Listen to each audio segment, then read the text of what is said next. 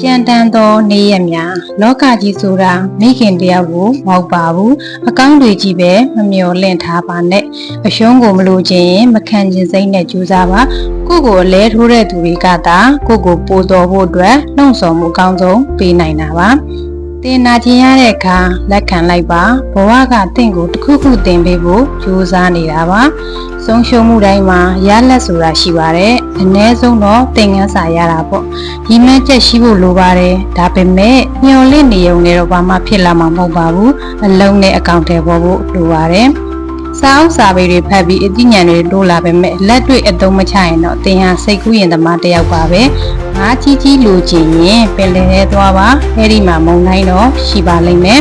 ဘဝကိုကြက်တူရီလိုမဖြစ်စီနဲ့တိမ်ငက်လိုနေထိုင်ပါကြက်တူရီကစကားသာများတာမြင့်မြင့်မပြန်နိုင်ဘူးတိမ်ငက်ကတော့နှုတ်ဆက်ပေမဲ့မိုးထီတက်နိုင်တဲ့အစွမ်းအားရှိတယ်လူတက်တန်းကပဲအကန့်အသတ်ရှိတာပါသင်စူးစမ်းနိုင်မှုစွမ်းရည်ဆိုတာအကန့်အသတ်မရှိပါဘူးစူးစမ်းတဲ့လူတိုင်းမအောင်မြင်ကြပါဘူးဒါပေမဲ့အားမလျှော့လိုက်ပါနဲ့အောင်မြင်သူတိုင်းစူးစမ်းခဲ့ကြပါတယ်လမ်းမရှိလို့ညီးမနေပါနဲ့ကိုရှောင်းမဲ့လမ်းကိုကိုယ်တိုင်ပဲထောက်ကြရမှာပါ